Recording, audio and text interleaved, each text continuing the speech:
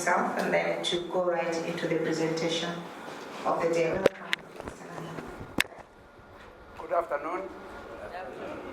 I was telling, I'm so loud that I'll be even louder. I was telling my sister here how I like emailing my presentation to the other computer they have, because sometimes the computers don't talk with the projector. And I was joking, only to come at the last minute, I realized that my computer and the cable can't connect.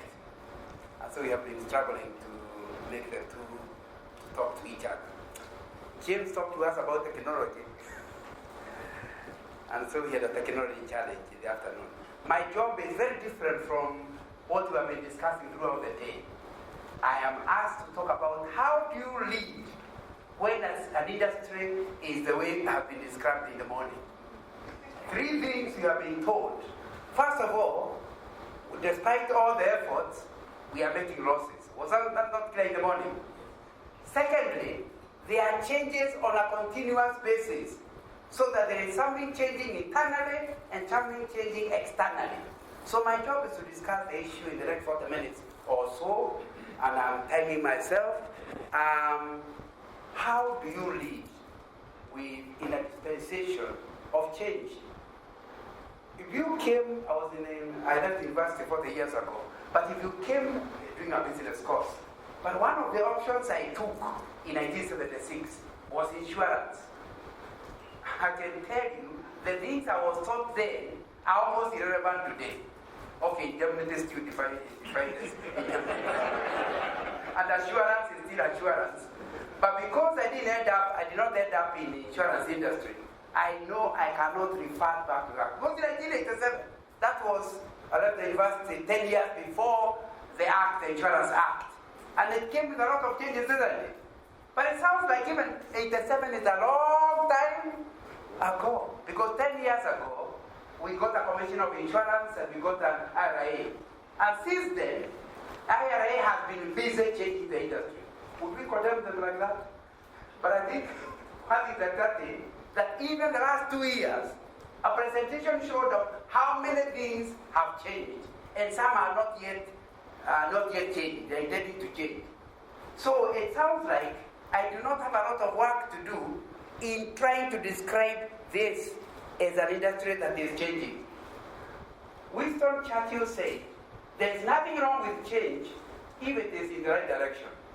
And I believe IRA is changing things in the right direction. And so we should not be sitting here condemning IRA for the many things it's changing. I quickly want to tell you that in a change environment, there is always an ending, and you throw a neutrality area, and then a new beginning.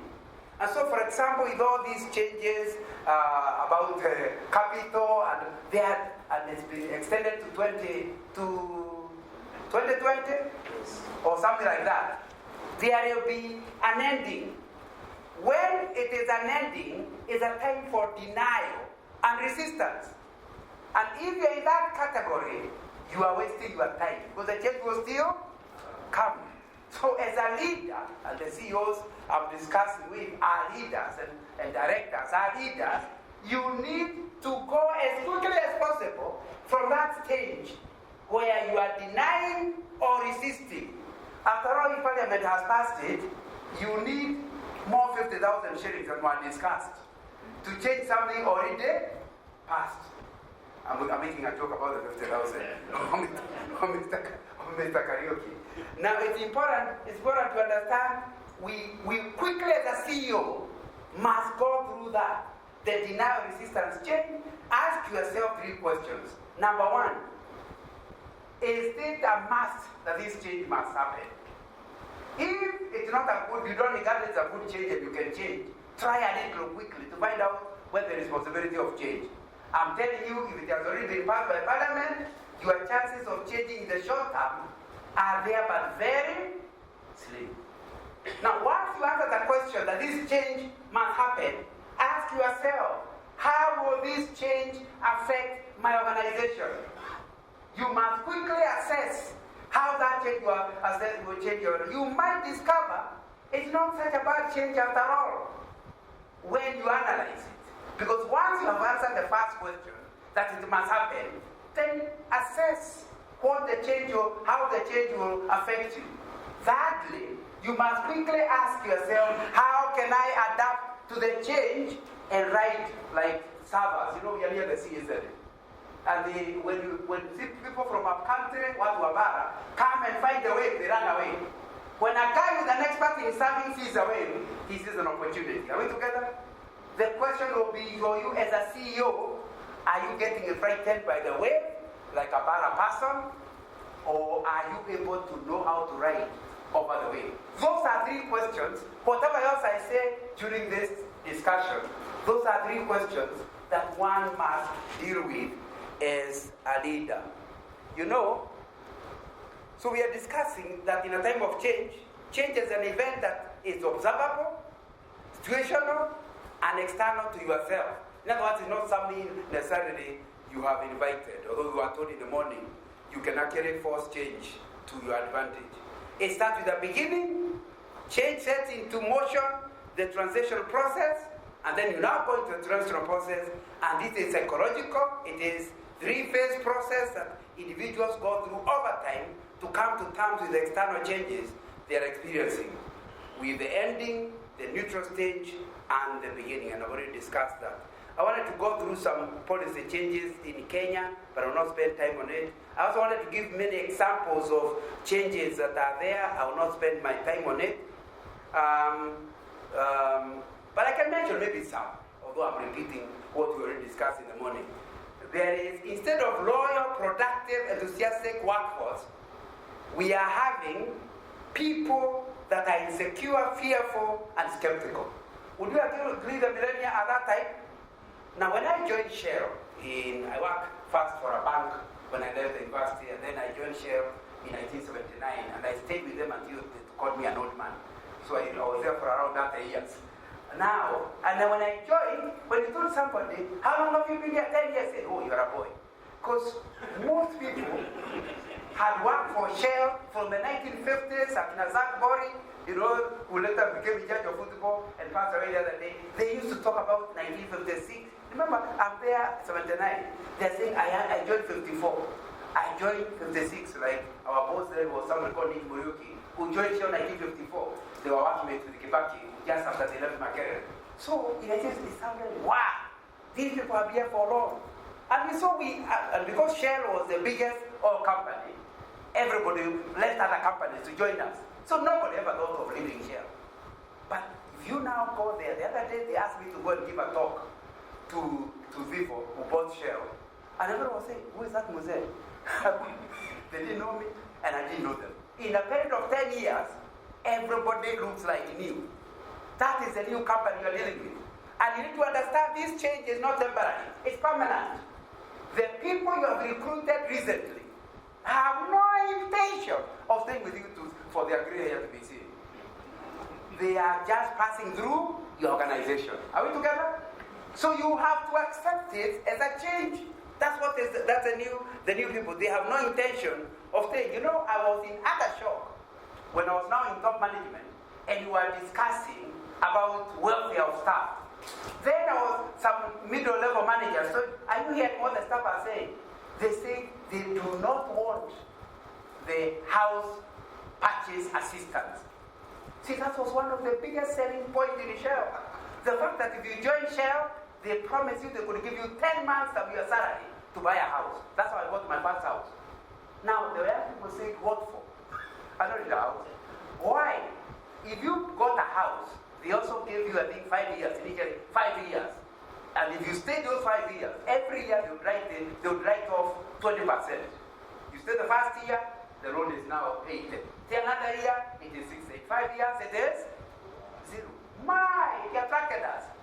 My staff told me, and I was in top management, my staff told me, what for? We have no intention of staying here. Please, please make this money real. I told you, saving is not as easy as you think. Try to save 10 months your salary, and you'll see it's very difficult. So you will never, they say they are ready to rent. Do you know, by the time, my CEO that time was an Englishman. So I was telling him what the staff have said. We are discussing in the management meeting. And he said, that's normal. That's what we do in England. There is something called clean wage policy. Unalipwa, uende pule unataka. No need of trying to hold somebody. To me it was a shock. But now to you it's no longer a shock. Am I right? It's normal. So people want to be paid here. Don't tell them about the pension. Because they think they can arrange their own pension. Now that's the kind of thing. So you need to understand that the leader, with all those changes, do not plan on the basis that this guy will be here in that a year's time. So you must find a way of accommodating them in that way. By failing to gain sufficient buy-in from employees, leaders slow down and undermine their progress towards the new change. So you need to understand, the first thing I wanted to emphasize to you is, you must understand your workforce and what they want. The second one is that whatever the changes are, what we're telling to do, you must get a buy-in from them. The days when you join Shell and you are given instructions are gone. If you do not allow your staff to buy the new thing, they will sabotage it themselves. In other words, since they have no intention of staying, they only want to do something which is reasonable. Are we together? So you must find a way, not just from now onwards, the MD has said. You know, that's what people say. They want to change, and that's why I have said it. You need to understand that thing will be sabotaged, and it will not happen. The new way of leading people is getting a buy-in. And it's not difficult, because all you need is to involve with them. And they feel they have participated in it. It now stops being your project, becomes our project. Any leader who is credited with a change is sure to fail in the change. A successful leader is one who starts with suggestions. They are not instructions, they are suggestions. Allow the group to discuss it, and finally, of course, because it was reasonable, they'll think it's the idea. But by the time they have forgotten it was the leader's idea, they think it is their idea. So they're saying, we are changing. Oh, and they'll be fighting for the change themselves. But as long as it's so-and-so's idea, every time you annoy them, they sabotage it. But if it's their own idea, they want to work hard to ensure it happens. And so you need to understand as a leader, you need to deal with it in a different way. Maybe I should have told you the difference between a leader and a manager. Because the two are totally different. A manager is a person who manages routines. And that you can succeed. A leader is somebody who influences change. A leader has followers. A manager has subordinates. Now, and there lies the difference between leadership and management. If you are a leader and the other people are followers, what does that mean? Power is not in the leader. Power is in the follower. Because you are walking, you may look back higher. You need to understand power in leadership. Power is not with the leader. Power is with the follower. But in terms of management, you have transactional relationship. If you don't do what I'm saying, I'll fire you. Now, you need to understand that is management. Because in management, you have things you can take or things you can give. So it's not influence. You don't have to be influenced. So that guy will be planning how to leave your place. He's already applying. But he'll still obey you. I'm not communicating. But in that obedience, you need to understand it can even be malicious obedience. Ever heard of that? Malicious obedience. Where he is obeying you to the detriment of the organization. Maybe I should give you an example so you understand what is malicious obedience. There was this manager who was the name of efficiency. He told his secretary and the messenger he will be arriving in the office at 7 a.m. After that, they are not allowed into his office. They must have washed the place, cleaned the place. He was to work from 7 a.m. Then he told the messenger, if you see anything on the floor, you must know that it is meant to be taken away to the dustbin. It's supposed to be thrown away. I never put anything useful on the floor. So whenever he came and found something on the floor, I said, what did I tell you, fool? I told you everything on the floor must go. One day, he was working late in the office, And then he started playing around with his ring. And the trouble is, you are thinking, it's around 8 o'clock in the night. You are thinking hard and he's playing around with it. It's not called playing, it's called fidgeting. He was fidgeting with the ring. Now, as he did like that, the ring fell. The trouble with the ring is round. So as soon as it fell down, it started running. And he followed it. But it went to a place, he looked for it from 8 o'clock until 9. Because he did not want to appear home without the ring. Because you'll be in trouble with your wife. But at 9 o'clock, he realized now you have trouble. First trouble, no ring. Second trouble, why did you come? So he decided to pray to God that the wife would not discover the ring. So he decided to drive home. Sure enough, God answered his prayer. The wife never discovered he did not have a ring. So he slept properly. We woke up early in the morning, drove to the office at 7. So he asked the messenger, "You fool, have you seen anything on the ground?" He said, "Sir, nothing. I just did what you normally do." Say, "Tell me what it is." He does not. He is too proud to admit he needs help. So he does not want them to say, "Did you find a ring? Did you find anything useful?" Say nothing useful. All the things on the floor, remember you told me to be. That's why finally he had to admit to both the secretary and the messenger. "Did you find a ring?" "Oh," he said, "a ring. Yes, I found something that looks like a ring." "Where is it?" "Oh, I did what you told me. I swept it and put it in the dustbin, and I put those days in a rock in the city council work." So he had placed it in the dustbin outside, and as they were moving out to look through the window, the city council already had the guy hit the roof. He went to HR to say, "This guy must be fired." He said, "Just cool down, sir. What happened?" So he explained. He was told, "You told him to clear everything on the floor." "Yes." "Is that what he did?" "Yes." "But he should use his brain." "But you told him to stop using his brain." He did exactly what you ordered. If we dare fire him, we'll be in trouble with the union. That is called malicious. And all people who are tough managers will always tell you before they retire, they suffered from malicious. Where you try to fire a guy, but you know he is not fireable. In fact, it's you who should be fired.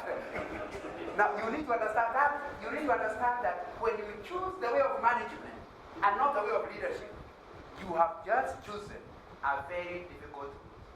I know you are called a manager, but you could choose to be a leader. But then if you choose to be a leader, several challenges. One of them is the one I've told you, that it means that everything you do with people, you must choose to convince them. Because following is for intent, isn't it? So you must convince them.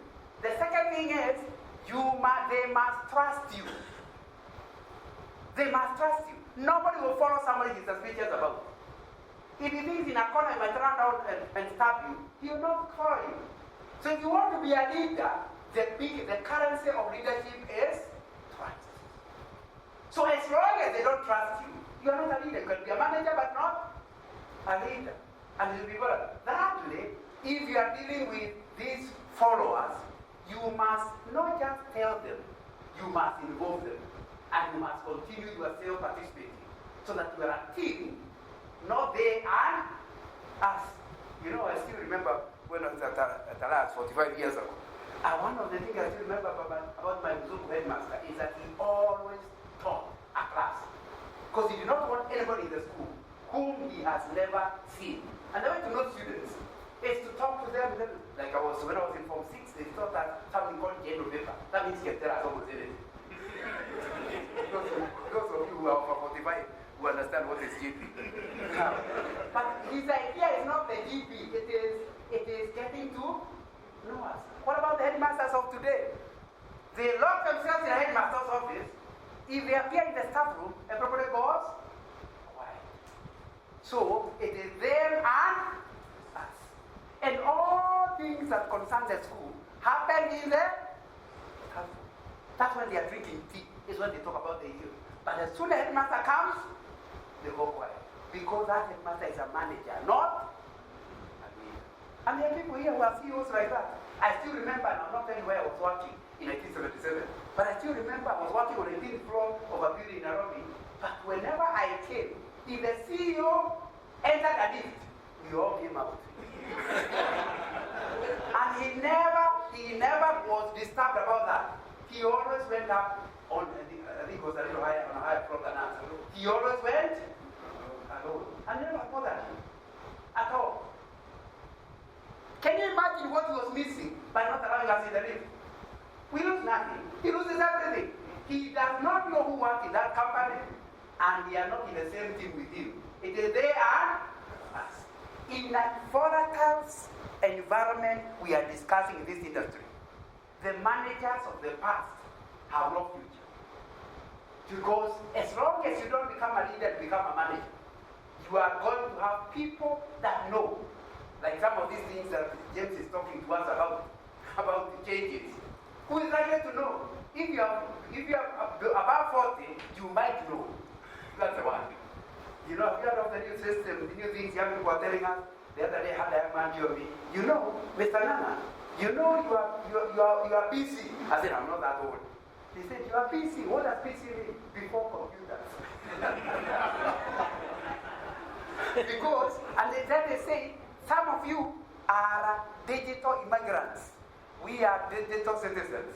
So I said, where I am? You are digital immigrants. You are still traveling with a new culture. Now, but for them, they are born in it. Now, you need to understand that if you are going to go the route James is telling us, you need to stop being a manager and become a leader. Because then the young man feels the freedom to share with you all these things he is discovering in the internet. Things that can sell, the way to market. Oh, he has ideas. But because he is too junior, nobody is likely to listen to him. But when he becomes free with you, he will tell you things that you yourself have not had a way of knowing. You know, I wanted to talk about America and its changes, and the many things that are happening. But I want you to understand this. When there is change at the top of a massive organization, the engine will continue to spin. It doesn't stop because the new boss has come. For example, paychecks will still be sent, lights will still stay on, but the closer you are to the top of that management structure, the more likely you are to feel the reverberations. Am I right? Yes. And so I am here to tell you, it will be important that if you are CEO, the people that are afraid of you are not the messengers. They don't even know who you are. You can't affect them. It is your immediate, the people, they are called reportees, immediate reportees. You need to find a way of becoming a team with them. They must stop fearing, because when there is a change at the top, everything seems to run. But the people in trouble are the ones in the leaders. So as long as the immediate leadership does not take you as one of them, you are not in a team with them, you are going to end up with a lot of trouble in that organization. How do you respond to all this? Number one, you must therefore mobilize excellent leadership team. In other words, when there is a new change, you do not operate with your top leadership. You get the next level of leadership to become the same team with you.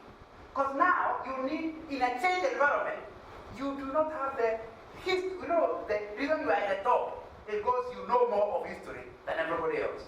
But now in the changes, they don't require history, they require savings. Okay? So you now need, and the people in the second level of leadership are likely to know more of today than you know. What you beat them is about yesterday. But the change is not about yesterday, the change is about today. So the first way you react in a changing environment is to increase your leadership. If you have 6 of you, the CEO and 5 others, you now say, for this particular project, in order to respond to that change, you now need others. So you now create a retreat where every body called a supervisor manager comes together. And you all debate, and people are allowed to talk, they are allowed to discuss. Once you get a buy-in of that leadership, you are likely to win more. So the first thing is that extended leadership. I still remember the challenge I was a district manager for Shell when Parliament decided they would decontrol prices. And when you heard the government was intending to decontrol, not control, decontrol. Many of you who I am think about the control. But there was a time there was decontrol. And we had been in 1970, when I joined in 79, I was a business analyst. So pricing was my docket. We always have to rely on the treasury. So to be told that it will be us determining, and we can sell product at any price, it was quite a change. And we had to find out how does the market operate without set prices. And I remember what helped us was to remove the matter from top management to all of us discussing together. How do you react to this thing? Because even the top manager has never lived in such a system. Of course, the other day after I retired, they have now gone to another one of control. But you need to understand, I want to give you that as an example. To understand in a changing time, there is no, if you are CEO in charge, that organization will fall. You need a CEO who is a team player, who is able to motivate people to want to talk. Because the truth is, in a changing environment, the truth is with the people that may not be durable. You know, for them then to have this follower thing, watch how you treat the staff. They must not feel like you are, like I joined Shell and I was in total confusion of change of culture. I called Mr. Nick Murioki. Mr. Murioki, he said, John, you can't call me that. I said, sir, what's wrong? We are playing together. And I'm such a junior person, and he's a CEO. He says, we are together in a team. I'm Nick to you. I know it was so difficult to call him. Next time I again called him Nick, he says, what's wrong with you? We are playing together. It took quite a bit of me to understand that you report. You know, I was not reporting to you. I was reporting to whoever was reporting, whoever was reporting, whoever was reporting to you. But as a business analyst, he knew some of the figures he got came from me. Do you know you'd leave his office and come to my desk with a crowd of clerks around me just to see what I was doing? What do you think I felt? We are in the same team. Am I communicating? Yeah, okay, those were not the days of computers, or the days of calculator. You know, I keep telling my children, the first thing, we used to have a thing which would go, talk. That's the way they produce the figures. But that's how you analyze the figures in the 70s. But the fact that Nick would come to my office made me feel we are working for the same team. We are playing the same game. Am I communicating? So you need to understand, if you are in a changing environment, stability and doing things the way they have always been done will not work. It will be important you understand that you have to treat the staff in such a way they feel it. And let's be honest. Your staff, if they fail you, you also fail. Am I right? Yeah. So you need to understand that you are in that office for their sake. So you must get back to the word. Buy in. So from them. I'm also saying you must communicate in order to kill the grapevine. The thing that destroys everything is called a grapevine. And they are always imagining, what is the CEO saying? And so if he is walking past somebody and he looks at you and you don't greet, he goes. That becomes the discussion for that big time. The bosses are happy. Hey, sasa kuna moto. The whole day it will be the discussion of all because you did not greet. Am I communicating? Do you think they are working at that time when they are talking about moto? They are prepared in defense. How can we handle the fire? Now, imaginary fire. Now, see, it's important to understand that in the changing environment, you must learn how to communicate information in order to keep the grapevine. Next, for people to follow you, they must trust you, I say that. You must learn how to keep promises. Never be quick. Those who read the Bible says, do not make a vow, because God will not hold you innocent if you don't keep it. So, be careful about making promises. But if you make the promise, you are a prisoner to the one who made the promise. You don't have the freedom not to keep the promise. By making the promise, you make yourself a prisoner. You refuse to keep that promise, you have lost it. And you have lost the ability to adapt to the change that is happening. So, when you make a promise, keep the promise. And sometimes they can tell things have changed. If you keep that promise, I'll be surprised. Then you surprise them by keeping the promise. They say, if it is Nana who says something, rest assured it will happen. The moment they trust you, they now will be busy working. not preparing how to fight the fires. Are we together? So you need to understand, any manager who is not trusted is discouraging people from working because they must learn how to deal with it. And they have several methods of dealing with them. One of them is Butiliki. Have you heard of Butiliki? Yeah, that's one of the methods they deal with. They always talk about posts. They don't know what will happen. We don't theory. That is called Butiliki. Yeah, they want to do all kinds of things. And they believe they don't have to perform. Butilikas do not believe in performance. And they'll keep letting others you will not get it away. And sure enough, when promotion comes, the workers don't get it. Who gets it? So you are killing the performance culture of the organization. All because you do not keep promises. People don't trust you. Then, the other thing I'm recommending in a changing environment is track progress, or even lack of it, on a continuous basis. In a changing environment, it's not good enough to wait for the annual report. In a changing environment, even 1 month may be too late. Because you may have taken a decision, but within no time you realize it's the wrong decision. You need to think and evaluate the progress. Look for quick wins, things that can tell you quickly whether you're going the right direction or not. In a changing environment, that will be something very, very important. Next, assume things will change.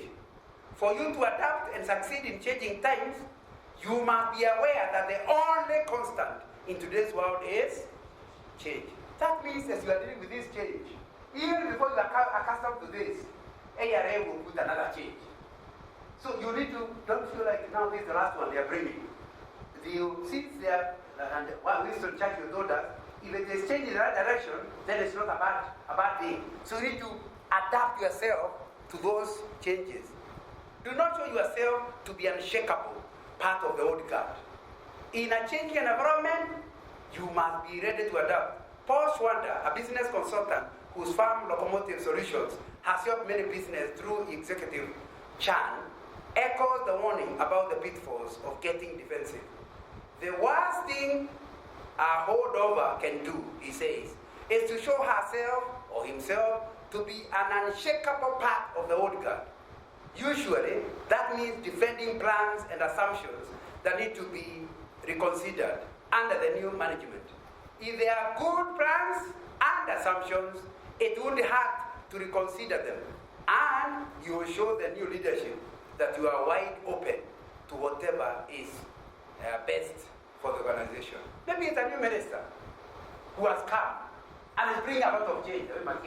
Everywhere he goes brings change. You need to, if you show yourself as the representative of the old guard, you have declared war, isn't it? So you have, and I'll be talking about it in a minute, you have your bosses interfering with you on a continuous basis, but you don't regret it. By you declaring yourself as not reasonable, but holding on to the past. You must come to where, when somebody comes up with a new idea, we don't do things like that with here. No. The only reason why you do not change is if the change will not bring good. So you must be able to tell the new guard, although you are part of the old guard, that you are willing to consider. Is that the name? Let's consider it. Now, in the consideration, he might see the new thing is not as good as the old one. You need both your head and your heart in a changing environment. A leader is a person with a magnet in the heart and a compass in the head. I'm quoting Vance Havner. And you need to understand, in this changing environment, those are needed. Unfortunately, many of us are one without the other. Some of us, we seem to have gotten a heart, but we lost. Others have the head and we lost. You know, that's why you find many people who do well academically don't do well in leadership. Why? What took them to become professors was the head. But in the process they lost the heart. We are seeing in a changing environment, you need a heart, because the head, rather, you need as the head because it allows you to analyze. But you need the heart, because it's the one that will bring the team together. The head does not bring the team together. You know, somebody says, I do not care what you know until I know you care for me. You need to understand the heart, isn't it? So your head may know a lot, but if I doubt that you care about me, I will not join your team. That's why you need both the head and the heart. So in this changing environment, you need to ask yourself as a CEO, and not just you as a CEO, you as directors, who could become as the new CEO? It should not be someone who lost his heart on the way to his head. It must be somebody who, although he has the head, he has retained the heart. He is able to talk to people. He empathizes with them. I was told by the people he took over from are the ones who took over from the white people in Shell in 1960, because we came in the 70s. And they told me about this white man whom he told that his wife is getting a baby. He said, come here. Did I employ your wife? Where is he? You are getting a baby. Where does it come? Okay, that was 1966. He says, up to the time he retired, he never proposed that man. Because in the process, you immediately start looking for a job somewhere. Yeah. Because the Muslim was bright, good in marketing, good in thinking, but he lost. And you need to ask yourself, if you really want to work in a changing environment, where things are changing, you know several things in a changing environment means you agree this process, then in the middle of it, you might have to change. Now, if people don't trust you, will they agree to change again? When they trust you, they are likely to follow you. So you can have a big head, but you have to have a heart. In a changing environment, that will be something that you have to think about very clearly. The next thing I want to tell you is about you need a 360-degree reflection as a leader on yourself. I am saying, and I'm quoting D. Hawk, founding CEO of Visa.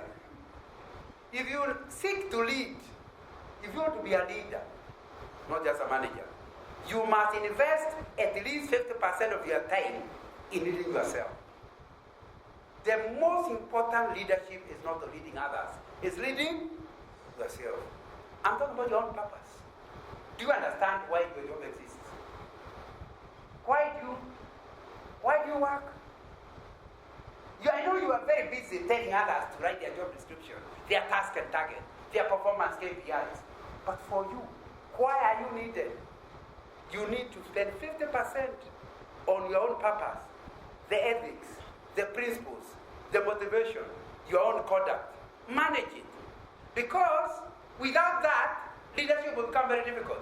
Because you will not be able to lead them. So lead yourself first. Manage yourself.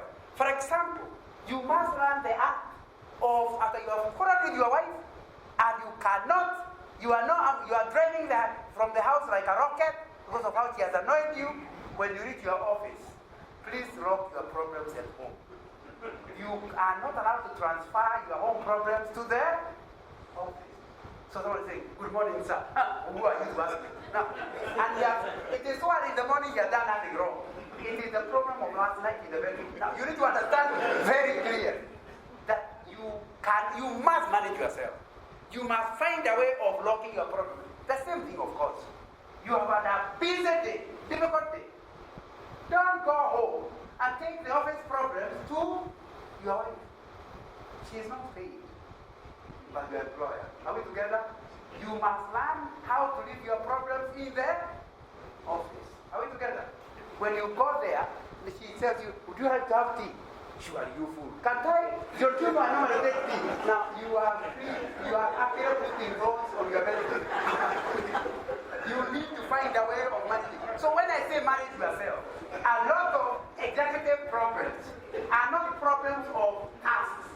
They are not problems of change. They are problems of a guy unable to manage himself. So my friend said, it needs a whole of 50% of your working time. 50% of your working time is managing yourself. Then, invest at least 20% leading those with authority over you. A lot of us just manage the ones below. Not knowing the biggest problem is interfering from the board. So you must know, and I know some directors are here, the CEO must know that he has one of his tasks is to manage the board. Are we together? If there is a new board member, you must let him understand. The board meeting is not enough. Let him, buy him a cup of tea. It's not a bribe. You can't bribe a board member with a tea. Now, buy him a cup of tea and let him hear your ideas and hear his ideas. That is called managing those with authority over you. And a lot of us ignore it. Then finally you have come up with a wonderful project, you bring in the boardroom, it's just run away. Why? You don't know how to manage those with authority over you. During a normal process, you can manage. Because they are not also changing. But in a changing environment, you need to carry the board with you. Because they could stop you going where you want to go. So if we are talking about the CEO of IRA, whoever becomes the minister, whether he likes him, doesn't like him, he must know how to lead it. Are we together? And if you ignore it, you will see a right ground to a halt. And the reason it's grounding is not because of the new minister. It's because the CEO doesn't know how to manage those in authority over him. So you need to understand that in a changing environment, something you could ignore other times, you can't ignore. You must carry not just those that are you. So far we are not talking about people that are you. Those with you on the top must go with you. Then 15% is leading your peers. You must know, like if you are departmental head and it's other departments don't report to you, you must know how to work with them. The same way as if you're a CEO of Jubilee, you must learn how to talk to the CEO of Jubilee. Jubilee and Jubilee. Now, I'm not going to mention names in case I mention yours. But it's important to understand a lot of things that go well in a changing environment is when the industry works together. Would you agree with me? But if people are not happy with you, haven't learned how to deal with your peers. You cannot pick a phone and call another CEO. You will be asking you questions. Why are you calling me? What could have happened this time? Because you believe you're in a fight with him and you have communicated that. You end up with a lot of trouble in a changing environment. But if you are the type that is able to work with others, because there are things you compete over and others you don't compete over. Am I right? So you must identify what is it you compete over. Those ones you don't discuss. After all, the Anti-Monopoly Act will catch you. Am I right? But there are things you can work together about. And in the process, you'll see yourself go over the wave. And then that finally, you only leave 15% leading those who are your subordinates. Because you have learned how to delegate. You have gotten commitment from them. They can carry on them with life. So you don't go over their shoulder trying to tell them, did you check? That's not leadership. Leadership means explain yourself thoroughly, then put people who can be trusted in positions, then leave them on their own. You give them a long enough rope to harm themselves. Are we together? Without saying, disappear. No. You give them a long enough rope to harm them. After I retired, I consult in performance management. I say, any organization without clear performance management, the CEO gives himself too much power, which is not useful. If you have a proper management system, there will be clear measurement of performance. And you don't have to go talk to me. By the time we are evaluating, maybe quarterly or half yearly, by the time you are evaluating, I'll tell you, I'm not done well. You don't require your boss because the measure is so clear, it doesn't require any expert to know this guy has performed or not performed. So why would you be looking over the shoulder? Give the guy long enough, no rope to harm himself. That's what you're talking about. You be clear with him, but you must allow him to be on his own. And that's what we are talking about 15% of the time together. Unfortunately, my time is just about over. But let me quote a few other people just before I finish. Scott Becker. I think leadership comes from integrity. That you do whatever you ask others to do. I think there are non-obvious ways to lead. Just as providing a good example as a parent, a friend, a neighbor makes it possible for other people to see better ways to do things. Leadership does not need to be dramatic, fists in the air, and trumpet blaring activity. That is Scott Becker. What am I saying? Integrity will help you to set an example needed in changing times. One of the things that is a problem in Kenya is simply the issue of transparency, understanding. We win in many ways, but where we win without any serious competition is in corruption. So that people, I was talking to an Ethiopian the other day, and he said, nobody can beat you now. You need to understand. You need to understand. Another time, before I retired, I used to cover 10 countries of Africa. And I still remember going to Tanzania. When I was about we were doing with a gold mine near the lake. And I was crossing the boundary near Migori. And then the Tanzanian asked me, now you Kenyans, are you not happy? Why? Because your people understand. That he's comparing the Tanzanian side of the border and our side. He says on his side, he hardly gets anything. Because Tanzanians don't understand. I don't know how we need to catch up in Kenya. I said, what are you telling me? That corruption is something to admire. Now that's when I discovered not all Tanzanians are the same. Because he's not taking any money. But the problem is not because he's not asking, he's not getting. Now he's doing. And that's why he says he admires Kenyans. Because they just give. You don't have to write a PhD on why you get. Just get. Now you need to understand that if you, in a changing time, because things are changing, it allows people without integrity to bring down the company faster. Would you agree with me? In a step of time, easy to audit, easy to do internal audit. In a changing time, there are so many changes, it's easy for a clever guy to take things from you. And when they did, when juniors are eating, they say, let's eat. Now, in other words, if they believe the CEO is uncompromising as in issues of integrity, they say, who you are to come after? But when he knows you're also doing it, or you are likely to be doing it, because you're not coming out clear, you are either setting the example for opaqueness that will allow others to start using the changes to bring the whole organization down. And it's my prayer that you, as a leader, you decide that at least in your place of work, you will never be caught doing something that's not a something of integrity. And when you see integrity, it's not just about the money. Until Bill Clinton was never accused of stealing. Am I right? Those who don't remember. And when the wife the other day was standing for president, one of the big things, it was Lewinsky. Am I right? So the thing that was interfering with her votes is what the husband did. Not with another manager, what was she then?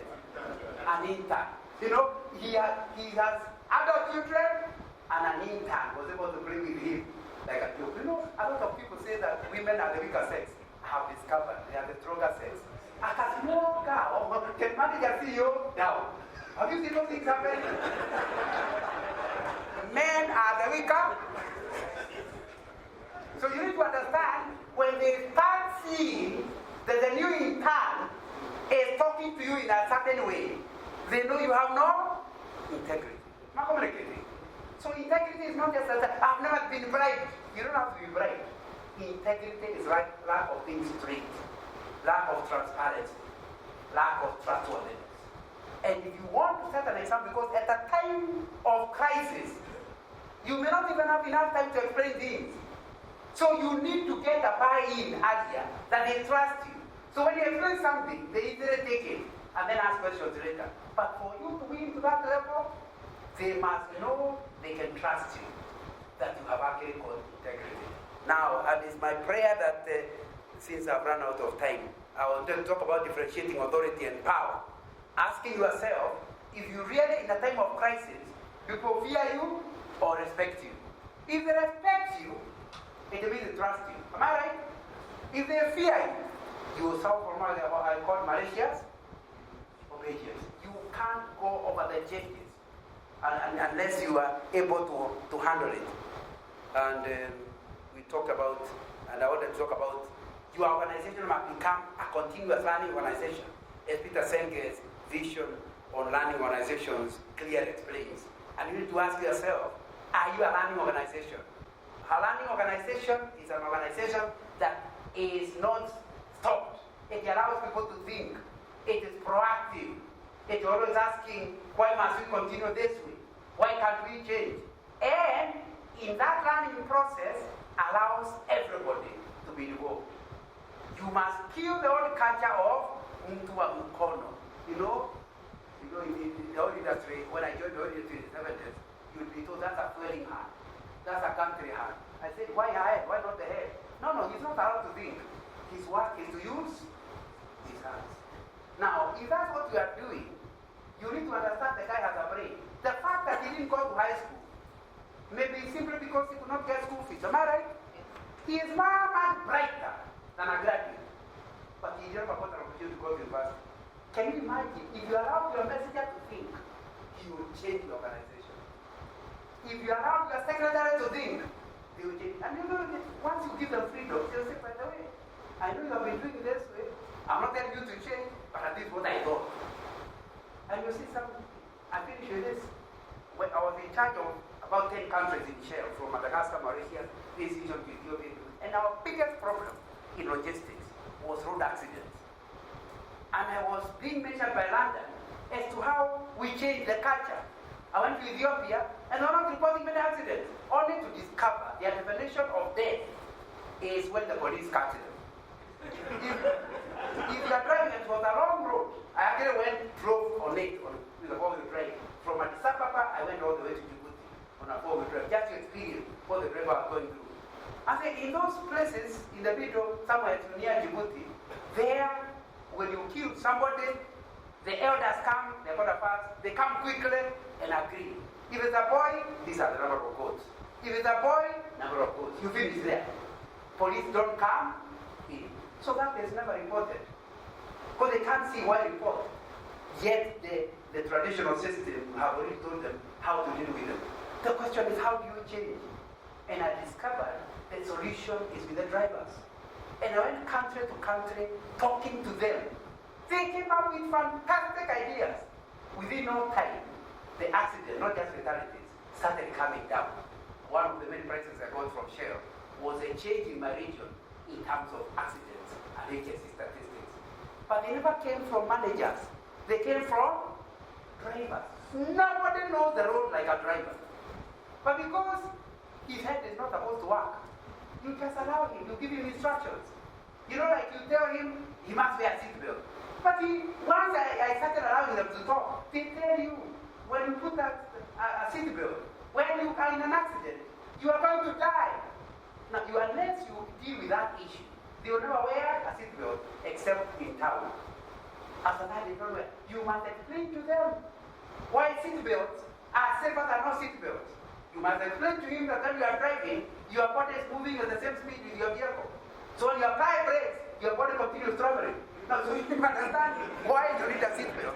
It's because you stop the vehicle and the body continues moving. Now, once you understand that, they start wearing seatbelts. Now, within no time, they start suggesting this. So I'm saying, if you're involved in a crisis, start with the extended leadership, but please start right up to the bottom person. You will see changes happen. Thank you very much.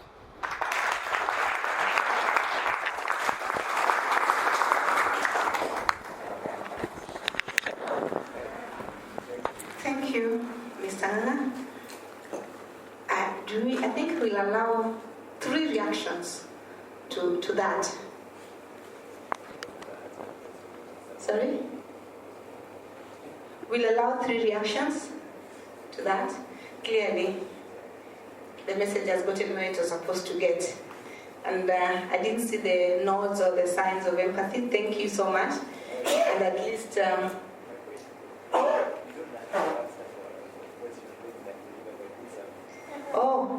Mr. Wambugu is saying we don't ask the pastor for clarification on verses if the sermon is a very nice one. But I think that the disciple here. Afternoon, King. Bonanena, thank you very much for a very beautiful presentation. I have 1 or 2 questions to ask. In your presentation, you did say, and I think you said this as a pastor, that God said, if you make promises, be very careful to fulfill. That set me worrying. Because earlier in the morning, we were told the purpose of this industry is we make promises, but it looks like we don't deliver on our promises. My question is this: would we be getting a kiboko from the Almighty then for not fulfilling our promises? And that has probably continued to make us suffer. The other thing you said, and I was quickly really following, and I thank you for following, you said, if somebody loses his heart and he's thinking with his head, and it looks like you said that person cannot be followed. Would it be that as an industry we have lost our hearts and we are working with our heads? Because I do believe an industry has a heart. If your heart pertains to feelings when you are delivering the responsibilities you're given. Thank you very much. Okay. Maybe if there's somebody else who has answer all of them at the same time. Anybody else want to comment or ask a question? Let's have those. Okay. Now, if I was preaching, I would certainly not expect a question. But I wasn't preaching, so a question is welcome. But I want to start by saying keeping promises is just common sense. But they tell me common sense is not common. In the sense that you can't promise me something, you don't keep that promise, and expect that I'll trust you. And you can't work with the people without trusting. Am I communicating? There's no way. You can't check. Even, by the way, when you came to sit on that seat, you trusted Serena. Did you first of all shake and stand on it to see? You just trusted that Serena cannot give you a seat that will break. Am I right? You know, some people say, I have to check.